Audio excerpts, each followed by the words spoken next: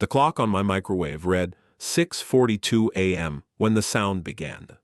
It was a rhythmic, metallic scrape, scrape, pause, scrape, pause, thump. I stood at my kitchen window, a heavy ceramic mug of black coffee warming my hands, and watched her.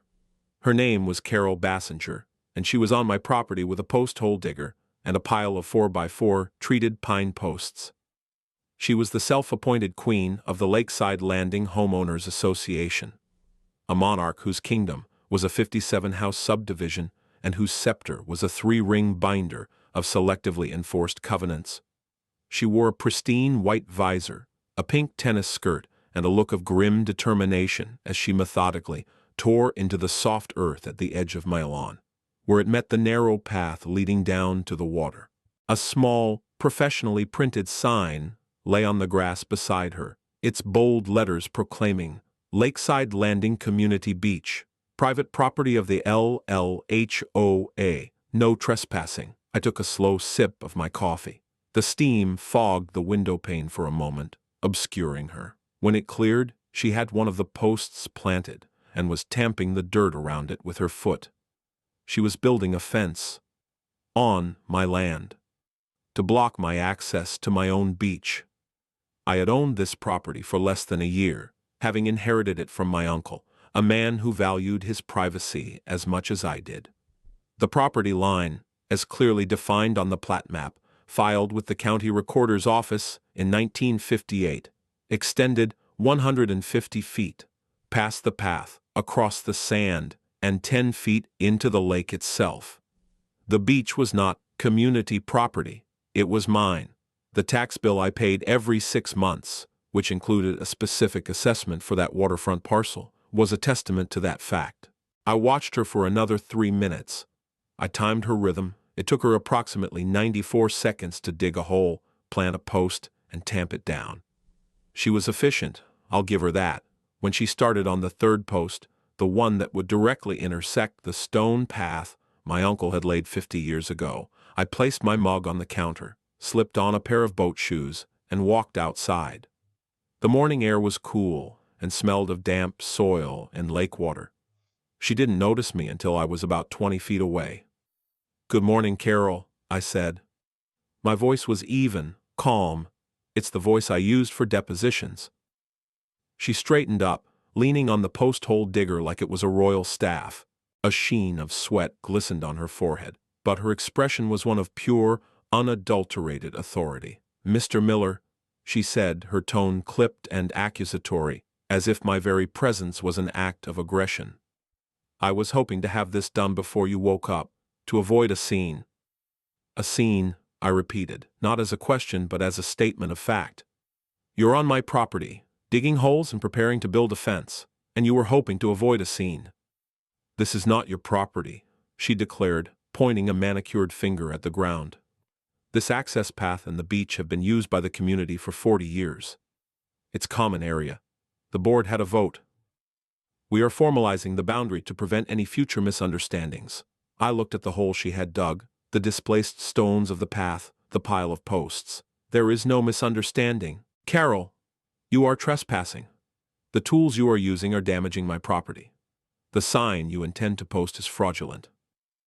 A flicker of something, not doubt but annoyance, crossed her face. She was accustomed to capitulation, to neighbors nervously apologizing for the color of their mailbox or the height of their grass. She was not accustomed to quiet, factual contradiction. "I have the full authority of the Lakeside Landing HOA board," she said, her voice rising slightly. "We have records of community maintenance on this beach, going back decades.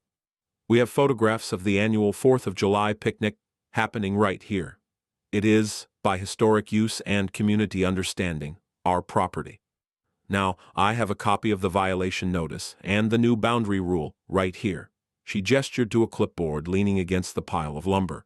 "I suggest you take it and go back inside. If you interfere, I will call the sheriff. I will have you fined for obstruction. I will place a lien on your house for the cost of this fence, and for every day your property remains in violation of the new community access rule. Do you understand me?" I didn't look at her clipboard. I didn't look at her. I looked at the third post hole, the one that desecrated my uncle's careful stonework. I pulled my phone from my pocket. I didn't say a word. I simply held it up and began recording, the red light a tiny, unblinking eye. Her mouth tightened into a thin line. She puffed out her chest, ready for the performance. "Let the record show," she said, her voice now loud and theatrical, for the benefit of my camera, "that Carol Bassinger, president of the Lakeside Landing Homeowners Association, is acting on a unanimous vote of the board to secure HOA common property. The homeowner, Mr. Miller, is being belligerent and threatening." I remained silent. I let her speak. I let her dig her own hole, legally speaking. I recorded her threats, her claims of ownership, her self-identification as the agent of the HOA. I got a clear shot of the posts, the digger, the sign, and the damage to my path. After a full minute of her posturing into the lens, she seemed to run out of steam, huffing in the quiet morning air. I slowly lowered my phone and stopped the recording. The file saved with a quiet chime. "You have no idea what you've just done," she hissed, her performative confidence melting into pure venom. I looked at her, standing there in her tennis skirt with a shovel in her hand, a petty tyrant on a 10,000 square foot patch of sand, and I thought, but did not say, the exact same thing to her. She had no idea who she had just threatened. She had no idea what kind of door she had just kicked open. She had no idea that the war she had just declared was already over, and she had lost it months ago. She just hadn't been served with the papers yet. But before I tell you what I did next, I should probably explain. The story of Carol Bassinger's fence doesn't begin on that Tuesday morning at 6:42 a.m. It began almost a year prior, the day I moved into my Uncle Robert's house. I'm a title attorney. For 35 years, my entire professional life has been about paper. Deeds, plats, surveys, liens, easements, covenants, and the long tangled histories they represent. I don't deal in emotions or arguments or community understandings. I deal in recorded documents, in metes and bounds, in the quiet, unassailable authority of the county clerk's stamp. My job is to find the single, provable truth in a mountain of paper. It's a skill set that requires patience, meticulous attention to detail, and a deep, abiding respect for the rules. I am, by nature, a non-confrontational man. My wife Eleanor used to say I could bore a charging bull into a peaceful nap by reading it a restrictive covenant. Since she passed, the quiet of my life had become even more pronounced. I wanted nothing more than to live out my days in the house my uncle left me, surrounded by his books, with a view of the lake he had loved so much. My uncle was a kind man, and that kindness was the seed of this entire conflict. When the subdivision was first built in the late 50s, his house was the only one on the lake. The developer had carved out the lots, but Uncle Robert's parcel, which included the beach, was an older, pre-existing property. For years, as new families moved in, he had been generous. He told the handful of neighbors they were welcome to use his little stretch of sand, so long as they were respectful and cleaned up after themselves. It was a handshake agreement, a neighborly gesture. In the 70s, a few of the neighbors, as a thank you, started helping him clear lake weed and would sometimes bring in a truckload of fresh sand. They called it the Beach Cleanup Day. It was informal, friendly. Then came the HOA, formed in the early 90s, and then, 10 years ago, came Carol Bassinger. She was a woman who seemed to have found her life's purpose in the petty tyrannies of neighborhood governance. She had moved here from some gated community in Florida, armed with a zealous belief in the sanctity of beige siding and the mortal sin of leaving a garbage can visible from the street for more than 6 hours. She quickly got herself elected to the HOA board, then staged a quiet coup to become president. Under her rule, the Lakeside Landing HOA was transformed from a sleepy committee that mostly planned the annual potluck into an instrument of her will. Carol weaponized my uncle's kindness. The informal beach access became a historic rite. The friendly cleanup days became documented HOA maintenance. The neighborly understanding became an unrecorded easement by prescription. She spoke in quasi-legal terms, she'd picked up from daytime television, using them with enough confidence to intimidate people who didn't know any better. She began referring to it as the community beach in the monthly HOA newsletter. My uncle, by then in his 80s and weary of conflict, simply let it go. He stopped using the beach himself and just shook his head at the increasingly audacious rules Carol posted on a bulletin board she had installed near the path. No glass containers, no loud music. Beach closes at sunset. All on his property. He complained to me once on the phone, a few years before he died. She's a steamroller, that one, he'd said. It's easier to just stay out of her way. When I inherited the house, I knew the beach issue would need to be addressed, but I decided to take a passive approach at first. I was grieving. I was settling his estate. I had no appetite for a fight. For the first few months, I just observed. I read every word of the HOA's governing documents. I saw that they were vaguely written and gave the board broad, but not unlimited powers. Then, I read the newsletters Carol had been sending out for the past decade, which my uncle had dutifully saved in a shoebox. It was a masterclass in propaganda, a slow, steady campaign of referring to our beach, detailing the community funds spent on it, and celebrating our shared lakeside heritage. She was building a narrative, brick by brick. My first direct interaction with her was over a bird feeder. A small, simple cedar bird feeder I had hung from a branch of the oak tree in my front yard. 2 weeks after I moved in, I received a letter. It was on thick, cream-colored letterhead, with the HOA logo embossed in gold. It informed me that I was in violation of Bylaw 7, Section C, which prohibited any and all external structures not approved by the Architectural Review Committee. My bird feeder was an unapproved structure. I had 14 days to remove it or face a fine of $25 per day. I went back to the governing documents. Bylaw 7, Section C did exist, but it was clearly intended to apply to things like sheds, gazebos, and fences. A bird feeder was a ridiculous interpretation of the term structure. I could have fought it. I could have written a letter, cited legal precedent on the definition of structure, and argued my case.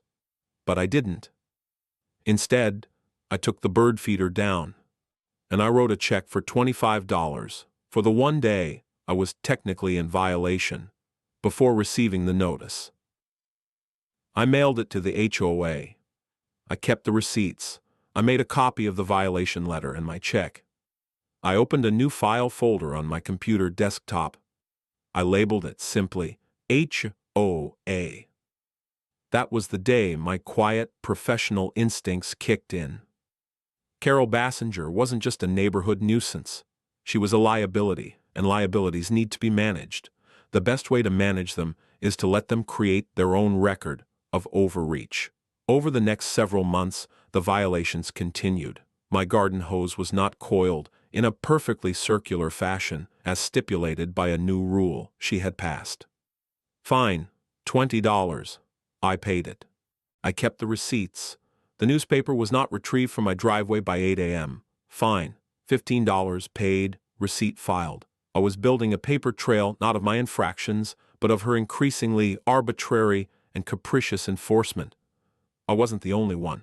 I spoke quietly with a few neighbors. Mr. Henderson, 2 doors down, a retired widower like myself, told me he was fined $60 because his granddaughter's chalk drawings on the sidewalk were deemed unauthorized graffiti. Another family was cited because their basketball hoop was 1 inch too close to the street. They all complained in hushed tones, but they all paid. They were afraid of her, afraid of the liens, the public shaming in the newsletter, the constant grinding harassment. She ruled by fear. All the while I was working, not in opposition but in preparation. I went to the county recorder's office. I pulled the original 1958 plat map for the subdivision. It was a beautiful, hand-drawn document on linen. It clearly showed Parcel A, my uncle's property, with its boundaries explicitly drawn to include the beach.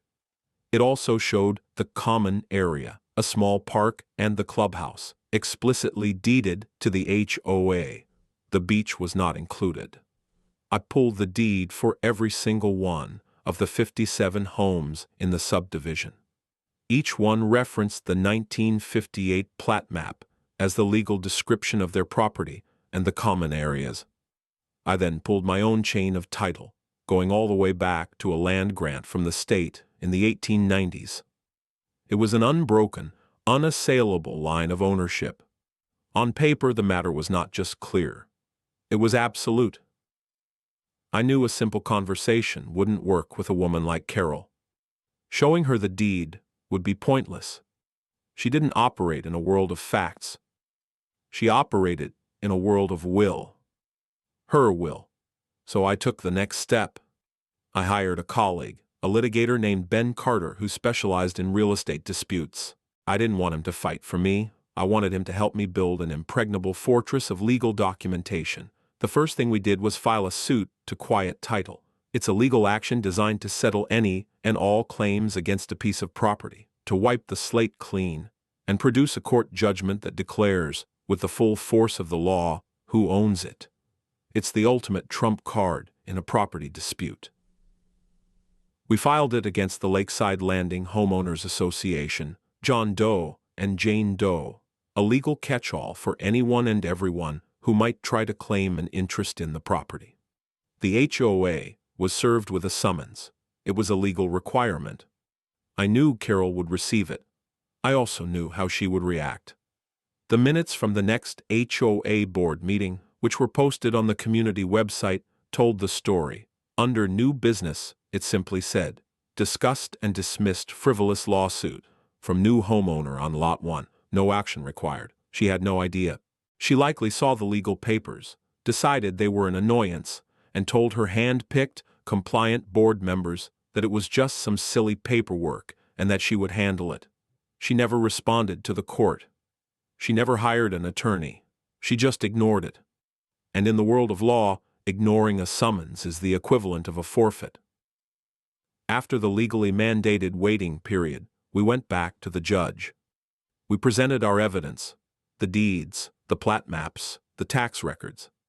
With no counter-argument from the defendant, the judge had no choice.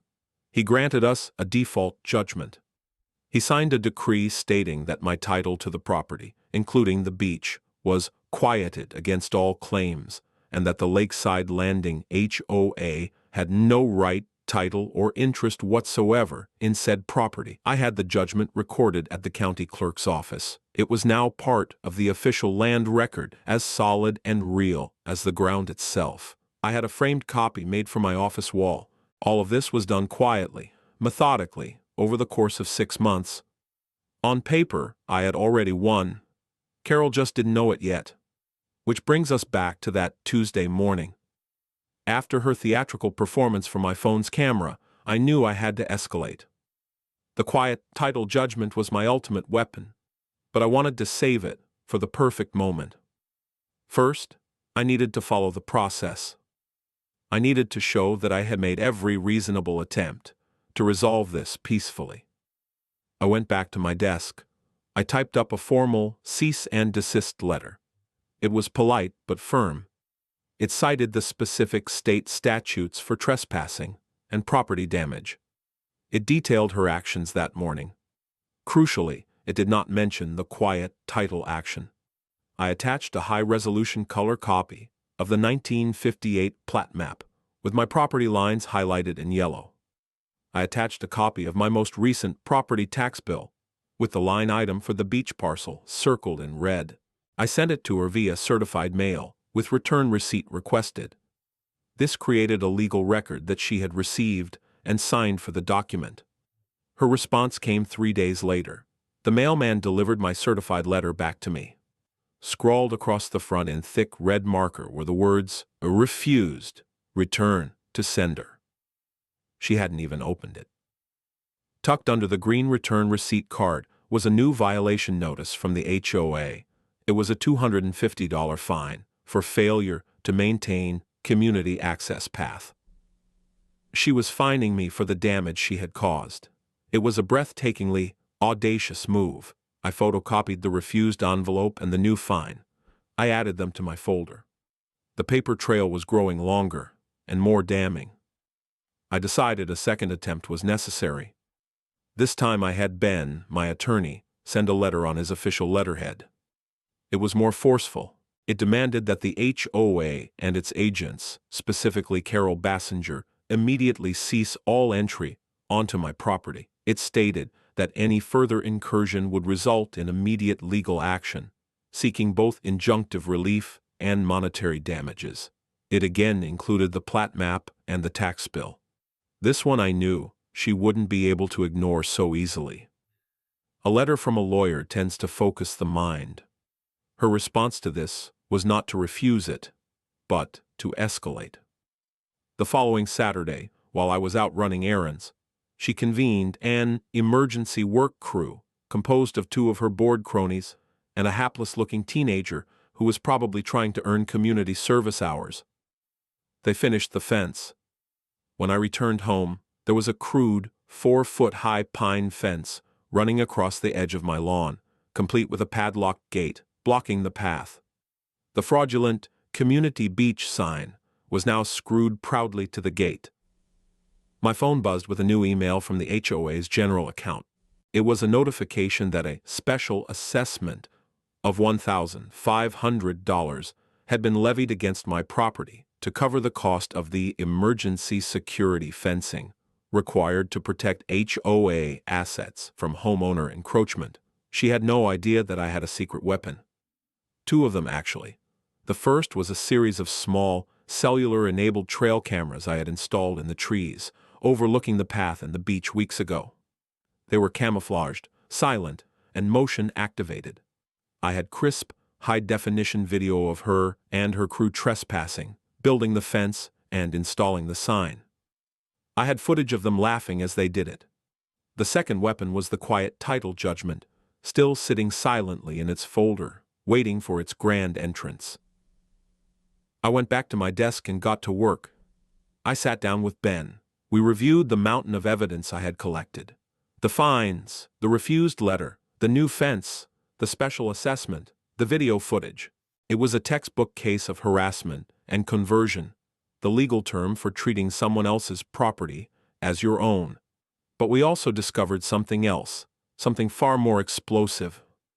Ben had a paralegal, a young man named Alex, who was a wizard with public records databases. I had asked him to do a deep dive on the Lakeside Landing HOA itself, just on a hunch. Alex found the bombshell. He was cross-referencing the HOA's incorporation documents with the Secretary of State's database. Every corporation, including nonprofits like an HOA, has to file an annual report and pay a small fee to remain in good standing. It's a simple piece of administrative paperwork. According to the state's records, the Lakeside Landing Homeowners Association, Inc., had failed to file its annual report for the last 2 years. After the first missed year, the state had sent them a warning. After the second, their corporate charter was administratively dissolved. Legally, the Lakeside Landing HOA did not exist. It was a ghost, a defunct entity with no authority to levy fines, file liens, or even hold a board meeting. Every action Carol Bassinger had taken for the past 2 years as president was done without a shred of legal authority. She wasn't the president of an HOA. She was just a woman in a tennis skirt with a clipboard. This changed everything. This wasn't just about a property line dispute anymore. This was about systematic, long-term fraud. Every fine she had collected, every lien she had filed against my neighbors, was illegal. The special assessment for the fence wasn't just baseless. It was extortion. We now had her on 2 fronts: the civil matter of the trespass and property damage, and the potentially criminal matter of operating a fraudulent entity. The time for quiet preparation was over. It was time to invite the authorities. But I wasn't going to be the one to do it. She was. The next morning, a Wednesday, I took a pair of bolt cutters from my garage. I walked down to the new gate. I looked directly into the lens of my own hidden camera to document what I was about to do. Then, with 2 loud snaps, I cut her padlock clean off the gate. I swung the gate open and left it that way. I went back inside, made a fresh pot of coffee, and waited. It took less than an hour. I saw her Subaru screech to a halt in front of my house. She stormed down the lawn, saw the broken lock, and her face turned a shade of crimson I had previously only seen in medical textbooks. She pulled out her phone. I knew exactly who she was calling. 20 minutes later, a county sheriff's deputy's cruiser pulled up. A deputy, a young man with a calm, professional demeanor, got out. His name tag read Sutton. Carol immediately launched into her performance. She was the picture of a wronged civil servant. Her voice quivered with indignation.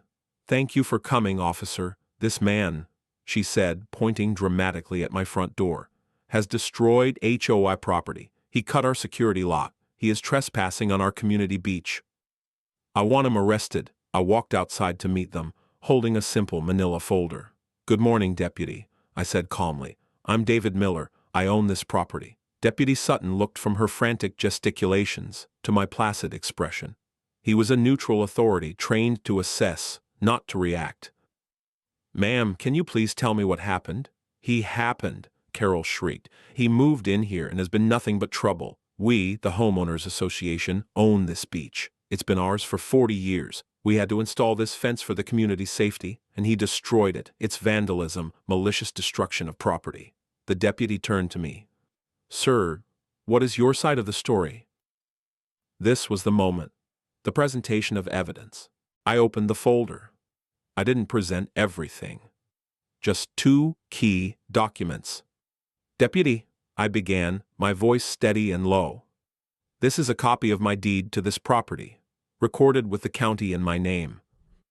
As you can see from the legal description, it includes the land the fence is built on and the entirety of the beach. This is a copy of my property tax receipt, showing that I pay the taxes on that parcel. This woman, Carol Bassinger, built a fence on my private property without my permission. I removed the lock she illegally placed on my path to access my own land. I have not trespassed, and I have not vandalized anything. In fact, she is the one who is trespassing." I handed him the documents. He took them and read them carefully. Carol sputtered. "Those papers don't mean anything. It's historic use. Everybody knows it's our beach." Deputy Sutton ignored her. He looked at the deed, then looked up at the house number, then back at the deed. He was methodical. "This all seems to be in order, Mr. Miller." He then turned to Carol. "Ma'am, based on the documents provided, this appears to be his property. This is a civil matter, not a criminal one. I cannot arrest a man for cutting a lock on his own property." Carol's face went from red to a blotchy white. Her performance had failed. The authority figure was not siding with her. "This is ridiculous," she yelled. "You're not going to do anything? He's threatening me. I feel unsafe." "I am not threatening you, Carol," I said, looking directly at the deputy's body camera, which I knew was recording. "I am informing you, in the presence of a law enforcement officer, that you are currently trespassing on my private property. I am asking you to leave immediately." The deputy looked at Carol. His expression had hardened slightly. "Ma'am, he is within his rights to ask you to leave. If you don't, he could have you charged with trespassing." The look on her face was a sight to behold. It was the face of a tyrant who had just been told her decrees were meaningless. The mask of confident authority didn't just drop, it shattered. For a moment she looked small and bewildered. She stammered, "But, the HOA. I am the president." "That's a civil matter, ma'am," Deputy Sutton repeated, his patience clearly wearing thin. "You'll have to take it up with the courts. For now, I suggest you leave the premises." He then turned to me. "Mr. Miller, I will be filing a report. Is there anything else you'd like me to include on the record?" "Yes, Deputy," I said clearly. "Please note that I have informed Carol Bassinger, in your presence, that she is forbidden from entering my property again. Please also note that the fence she erected is an illegal structure on my land, and I will be having it removed. Thank you for your time."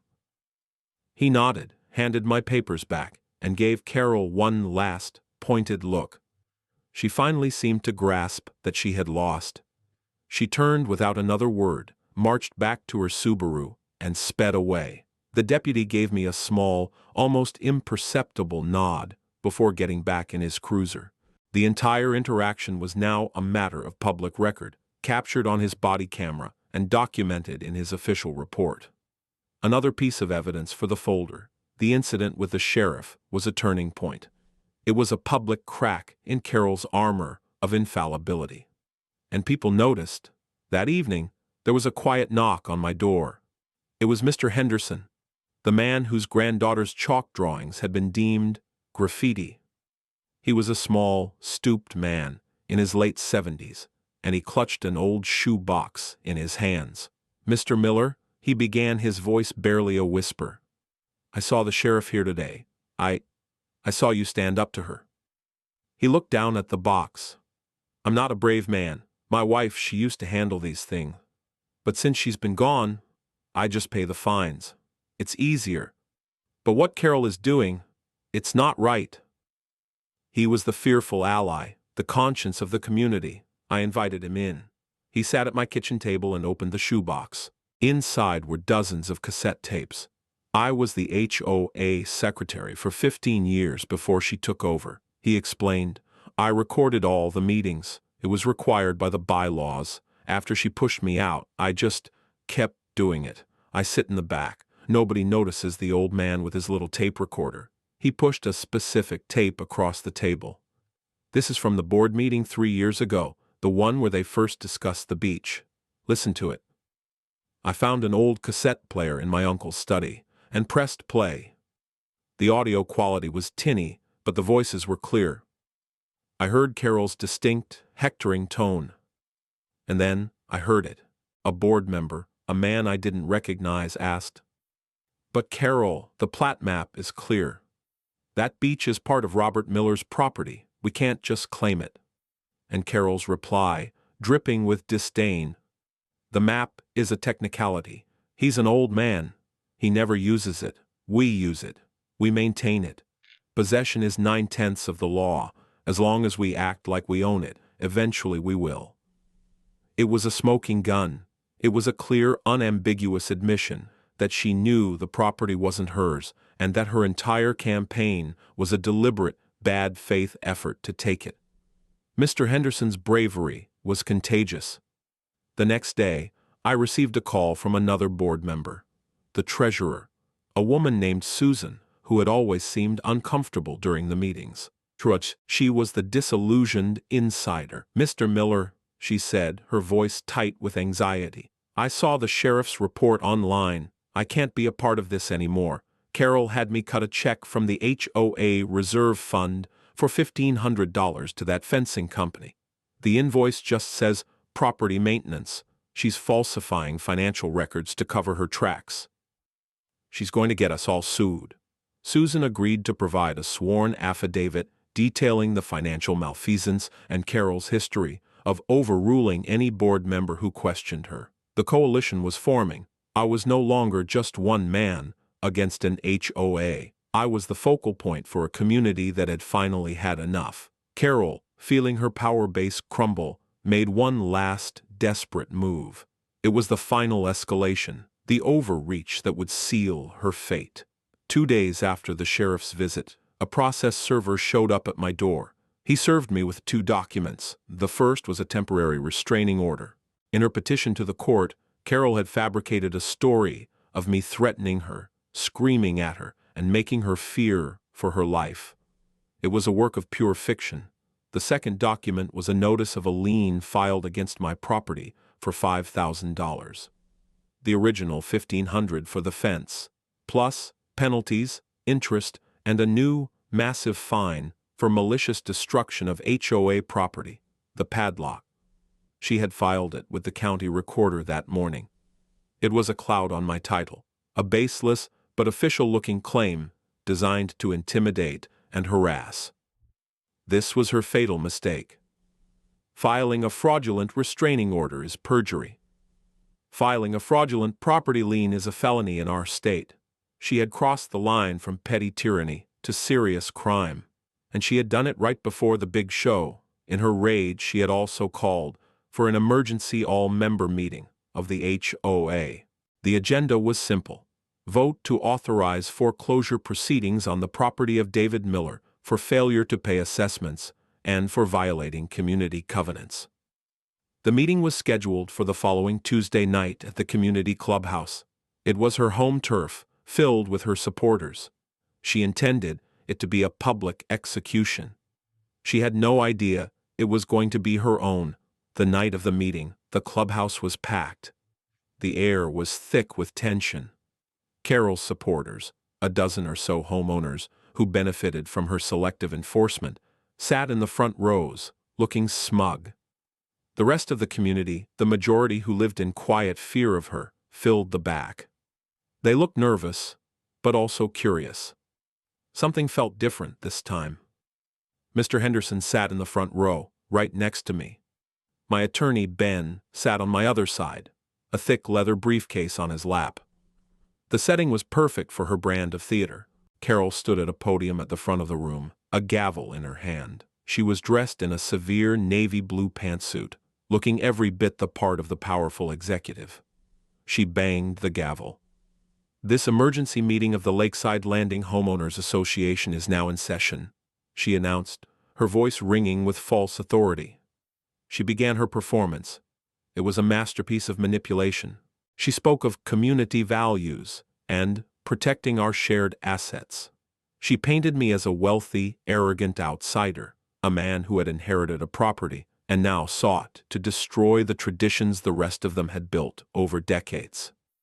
"For 40 years, she said, her voice catching with emotion, "our children have played on that beach. We have celebrated our nation's independence on that sand.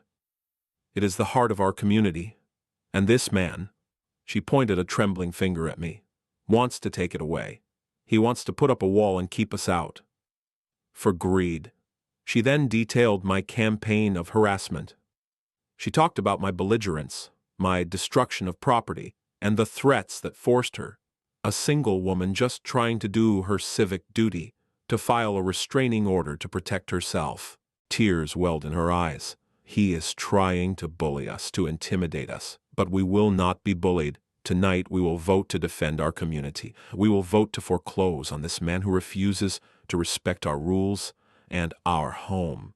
She ended her speech to thunderous applause from her supporters. She smiled, a look of pure triumph on her face. She thought she had won. Then Ben stood up. He walked calmly to the podium. Carol tried to stop him. "This is a members-only meeting. I'll have to ask you to..." "I am here as counsel for Mr. Miller, a member in what you claim is good standing, minus the fraudulent fines," Ben said, his voice filling the room. He didn't wait for her permission. He placed his briefcase on the podium and opened it. The methodical revelation was about to begin. "Ladies and gentlemen," he started, "my name is Ben Carter. I'm a real estate attorney. I'm not going to give a speech. I'm just going to present you with a few facts. Please hold your questions until the end." He started calmly, letting the documents speak for themselves. "Fact 1, he said, pulling out a large, poster-sized print of the 1958 plat map. He tacked it to a bulletin board behind him. "This is the official, recorded plat map for the Lakeside Landing subdivision. It is the legal basis for every property in this room. As you can clearly see, Parcel A, owned by Mr. Miller, includes the beach. The HOA common area is explicitly designated over here." He pointed to the park. "The HOA has never at any point in its history had any legal ownership of the beach." A murmur went through the crowd. Carol shouted, "That's just a piece of paper. We have historic use." Ben ignored her. Fact 2. He held up a copy of the refused certified letter. "This is a cease and desist letter sent by Mr. Miller to Miss Bassinger, informing her she was trespassing. She refused to even open it." He then held up his own letter. "This is a letter from my office, informing her of the same." She ignored it and proceeded to build a fence on private property. Fact 3. He pulled out a glossy 8x10 photograph. It was a still from my trail camera, showing Carol and her friends laughing as they installed the fraudulent sign. This is a photograph of Miss Bassinger and her associates trespassing and causing damage to Mr. Miller's property. The murmurs grew louder. Carol's supporters were starting to look uneasy. Fact 4. Ben's voice was like ice. He played the audio from Mr. Henderson's cassette tape. Carol's voice, tinny but clear, echoed through the silent room. Possession is 9/10 of the law. As long as we act like we own it, eventually we will.